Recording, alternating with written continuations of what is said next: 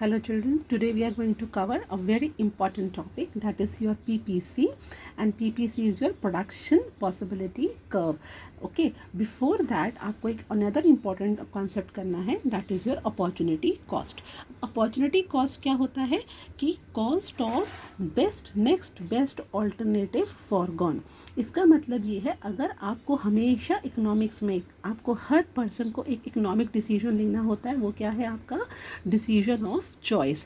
क्योंकि रिसोर्सेज क्या है, स्केयर्स है तो आपको क्या करता है, चॉइस करनी पड़ती है, ये लें कि ये लें. तो आप जिसको चूज़ करते हो आप दूसरी चीज़ को छोड़ते हो, दूसरी चीज़ को सैक्रिफाइस करते हो. तो जिसको सैक्रिफाइस किया है उसको हम बोलते हैं opportunity cost. Like if I से सपोज आप एक जॉब के लिए जाते हो इंटरव्यू के लिए, एंड आपको 3 कंपनीज में आपने अप्लाई किया एंड तीनों कंपनी से आपको ऑफर हो गया. एंड कंपनी ए बोलती है 45,000 सैलरी देंगे, कंपनी बी बोलती है will pay you 50,000 and company C says we will pay you 40,000. ना आउट ऑफ 3 आपके पास क्या हो गया, 3 ऑप्शंस आ गए. क्या लेना है, इकोनॉमिक डिसीजन चॉइस कि कौन सी जॉब लें. नेचुरली आप कौन सी जॉब ऑप्शन ऑप्ट करोगे, you will opt for option B, क्योंकि ऑप्शन बी आपको मैक्सिमम सैलरी दे रहा है ना. इसको लेने के लिए आपने कौन सा नेक्स्ट बेस्ट है जिसको सैक्रिफाइस किया कि 45 और 40 में कौन सा बेस्ट है. बेस्ट हमारा कौन सा होता है, आपका ए वाला, क्योंकि ये ज़्यादा है. नेचुरली 45,000 इज़ मोर देन 40, तो 50,000 की जॉब लेने के लिए आपने नेक्स्ट बेस्ट जिसको छोड़ा है, जिसको सैक्रिफाइस किया है, वो है company A. So if I से what is the opportunity cost, इस जॉब को लेने का आपका अपॉर्चुनिटी कॉस्ट क्या है, इस जॉब को लेने का मेरा अपॉर्चुनिटी कॉस्ट है आपका 45,000. It is means opportunity cost क्या है आपका, it is your cost of next best alternative foregone. आपने किसको छोड़ा, एंड किसको छोड़ा, दोनों को छोड़ा, लेकिन कौन सा नेक्स्ट बेस्ट ऑल्टरनेटिव है जिसको छोड़ा, that is your opportunity cost. Okay, ना एक और एग्जांपल देते हैं तो यहाँ पे आपको ये क्लियर हो गया. तो it is your cost of जो हमने सैक्रिफाइस किया, जिसको हमने छोड़ा है.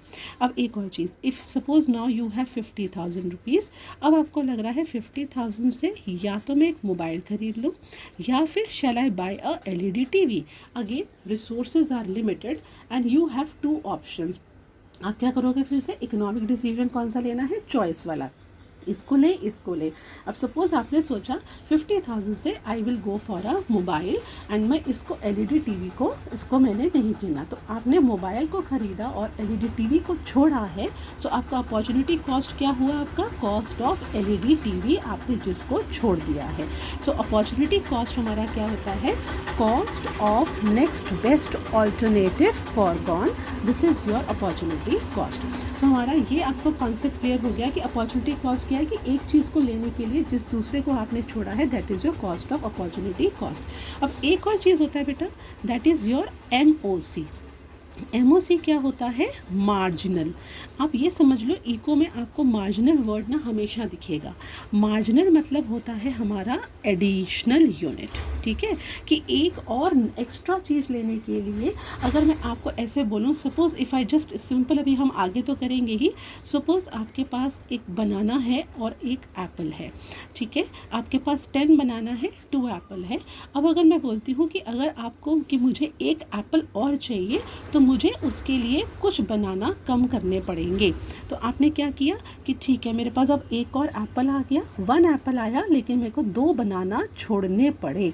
ठीक है, तो आपने क्या किया, to get 1 more apple you have to sacrifice 2 bananas. तो ये आपने क्या किया, एक एडिशनल एप्पल लेने के लिए, एक एडिशनल एप्पल लेने के लिए आपने कितना इसको सैक्रिफाइस किया, इसको बोलते हैं हम मार्जिनल अपॉर्चुनिटी कॉस्ट. तो मार्जिनल अपॉर्चुनिटी कॉस्ट क्या है, एक और एक्स्ट्रा चीज़ लेने के लिए कितना हमें पहले वाला सैक्रिफाइस करना पड़ता है, that is your marginal opportunity cost.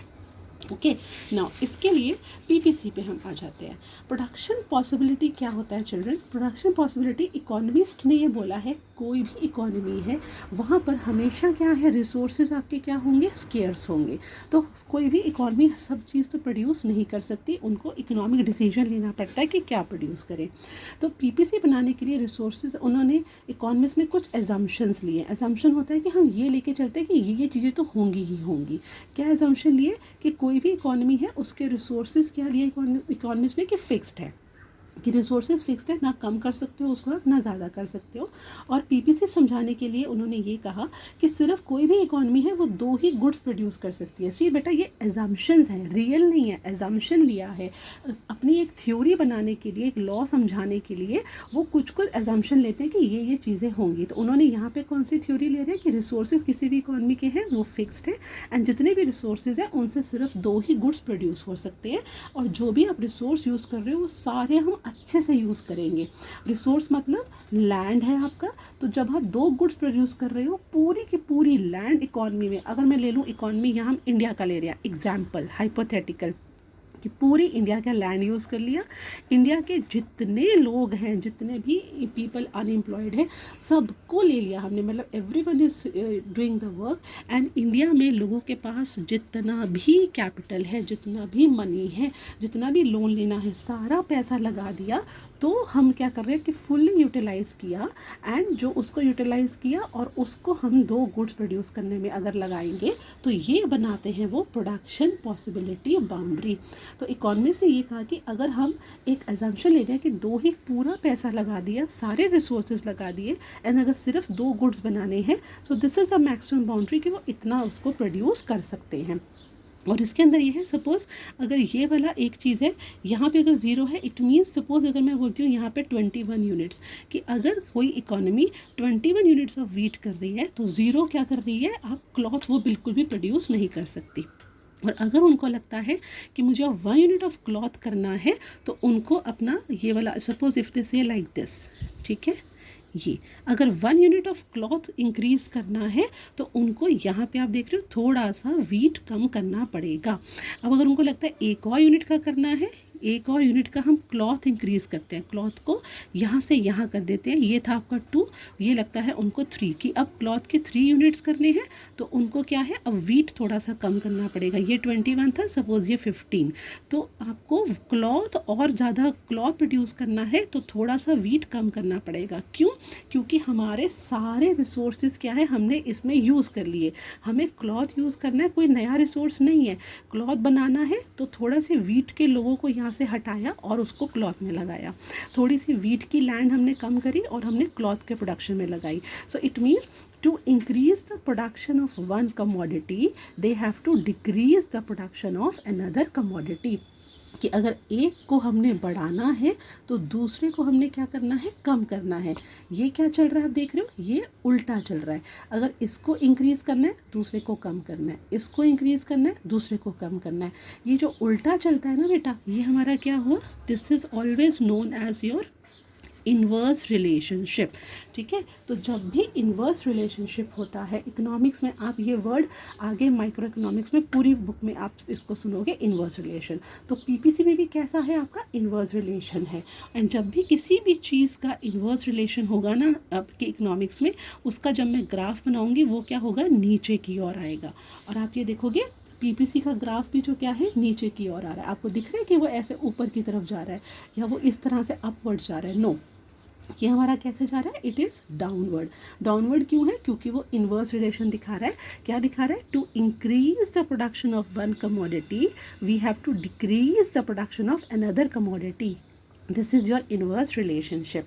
ठीक है, अब एक और चीज़ है, इसको वो अच्छा शेड्यूल में दिखाते हैं। शेड्यूल हम इको में किसको बोलते हैं, शेड्यूल हम बोलते हैं जब भी हम किसी चीज़ को टेबल फॉर्म में दिखाते हैं, डेटा के फॉर्म में, टेबल फॉर्म में दिखाते हैं, that is known as schedule.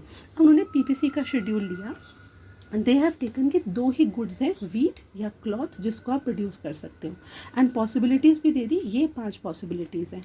क्या लिया है, जैसे कि अगर 21 यूनिट्स ऑफ वीट बना रहे हैं क्योंकि सारे रिसोर्सेज इकॉनमी यूज़ कर रही है सारे रिसोर्सेज यूज़ कर रहे हैं to produce 21 units of wheat and 0 cloth, तो कुछ भी आपको छोड़ना नहीं पड़ रहा है, तो कोई मार्जिनल अपॉर्चुनिटी कॉस्ट नहीं है ना। अगर अब इकॉनमी देखती है कि हमें 1 यूनिट इसका इंक्रीज़ करना है, 0 से 1 यूनिट अगर क्लॉथ करना है, तो उनको 1 यूनिट जो है वीट का कम करना पड़ा। कितना कम करना पड़ा, cost of how many cost of next best alternative foregone, कितना फॉरगो किया, कितना सेक्रीफाइस किया, कितने यूनिट सेक्रीफाइस किया, 1। तो मार्जिनल अपॉर्चुनिटी क्या, कॉस्ट क्या हो गई हमारी, 1। फिर उनको लगता है एक और यूनिट हमने क्लॉथ को करना है, एक और करना है, तो अब हमें कितना करना पड़ रहा है, 2 सेक्रीफाइस, वीट के हमें 2 सैक्रिफाइस करने पड़ रहे हैं। तो मार्जिनल अपॉर्चुनिटी कॉस्ट, मार्जिनल क्या होता है, एक एडिशनल यूनिट को प्रोड्यूस करने के लिए कितनी यूनिट सैक्रिफाइस करनी पड़ी, ये हुआ 2। 2 से 3 एक और यूनिट करनी है हमें, यहाँ पे कितनी सैक्रिफाइस करनी पड़ी, पहले 18 थे या 15, तो कितना हमने सैक्रिफाइस किया 3। फिर एक और यूनिट प्रोड्यूस करनी है, कितना सैक्रिफाइस किया हमने 4। एक और यूनिट करनी पड़ी और कितना सैक्रिफाइस किया हमने 5। तो हमने ये क्या देखा कि ये मार्जिनल अपॉर्चुनिटी कॉस्ट अगर आप देख रहे हो बेटा, ये हमारी क्या हो रही है, इट इज़ इंक्रीजिंग, ये इंक्रीज हो रही है। इट मीन्स जैसे जैसे आप प्रोडक्शन को एक से दूसरे में लेके जाते हो, एक से दूसरे में लेके जाते हो, तो उसको हम क्या बोलते हैं, जब भी एक से दूसरे में लेके जाते हैं उसको हम बोलते हैं ट्रांसफॉर्म, ठीक है। और इसको ये क्या हो रहा है, ट्रांसफॉर्मेशन हो रहा है। ट्रांसफॉर्मेशन, इकोनॉमी ट्रांसफॉर्म कर रही है कि अब वीट नहीं क्लॉथ बनाना है, तो वो कह रहे हैं कि जब भी आपका वो ट्रांसफॉर्मेशन है to produce the one additional unit of one commodity, हमें ज़्यादा सैक्रिफाइस करना पड़ता है।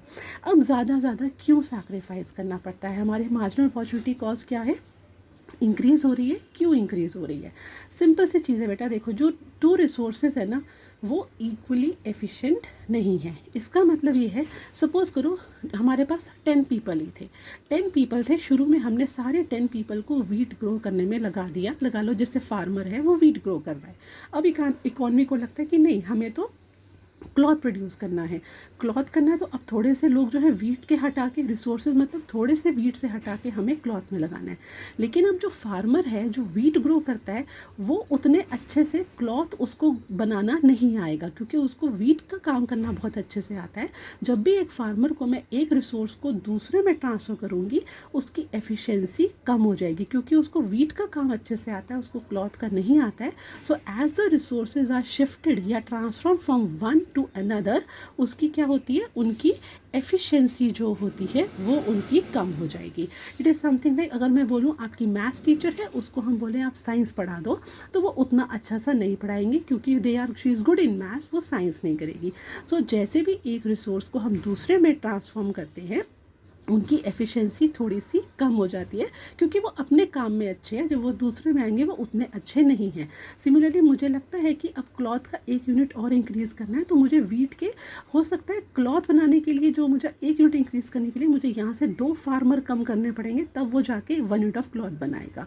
अब मुझे लगता है कि और ज़्यादा 3 यूनिट ऑफ क्लॉथ चाहिए, तो हो सकता है मुझे यहाँ से 3 फार्मर्स को कम करना पड़े, तब जाके वो 1 यूनिट क्लॉथ का बनाएंगे, क्योंकि रिसोर्सेज क्या है, no 2 resources are equally efficient. Equally efficient, जितना अच्छे से वो वीट बनाता है उतना अच्छे से वो क्लॉथ नहीं बनाएगा, क्योंकि उसको या नया काम सीखना पड़ेगा, ज़्यादा टाइम लगेगा। तो यहाँ पे जो जितना एक यूनिट बनाने के लिए हो सकता है मुझे यहाँ से 3 लोगों को इधर से इधर लाऊंगी, तब जाके वो उतने अच्छे से क्लॉथ बना पाएंगे।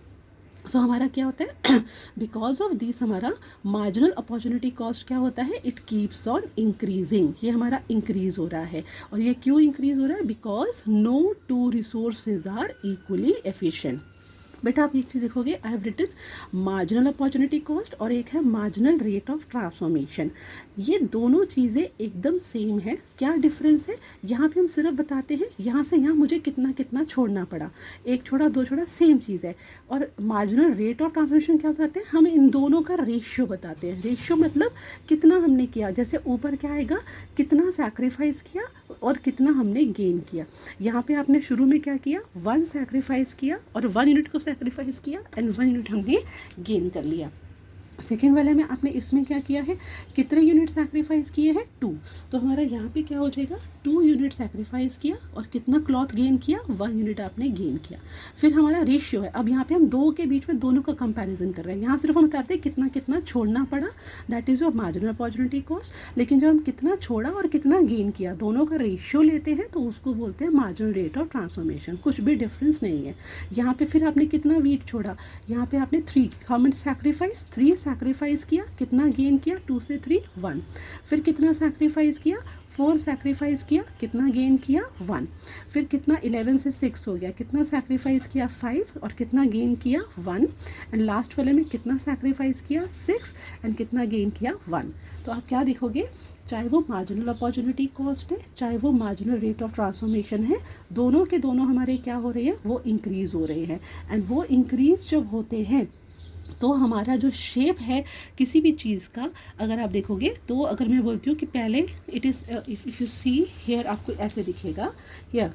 आप यू सी, जब मैंने इन सारे प्लॉट को किया 21 किया, इतना छोड़ना पड़ रहा है कि पहले आपको जितना छोड़ा आपको ज़्यादा गेन करना पड़ रहा है। ऐसा ही ग्राफ आपको ये ज़्यादा अच्छे से क्लियर होगा from this one here.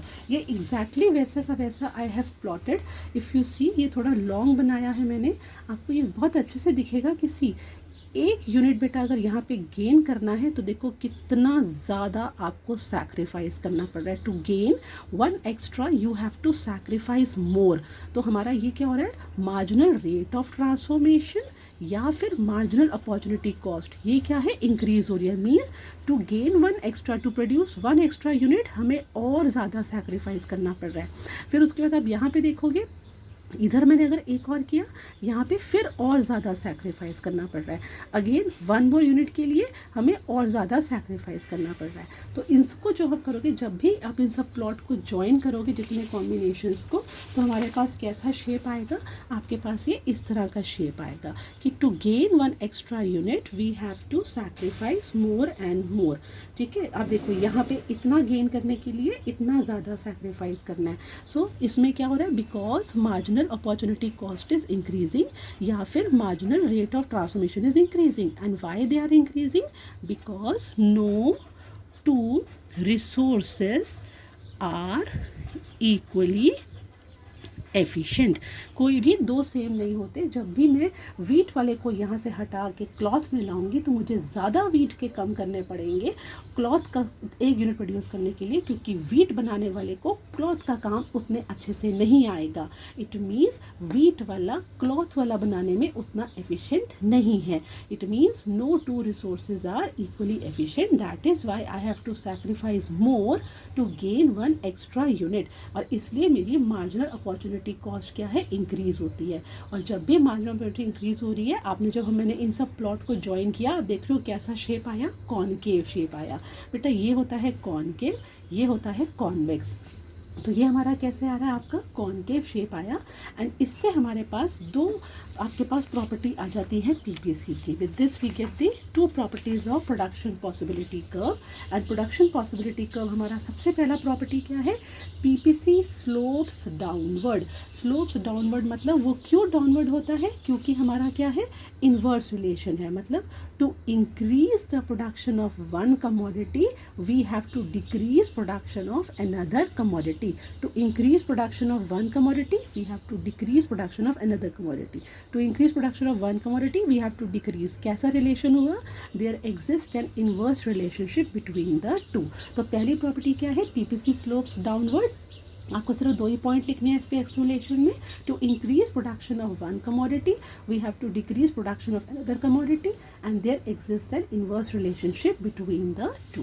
Second हमारी क्या है, पीपीसी कैसा शेप होता है, पीपीसी इज कॉनकेव शेप।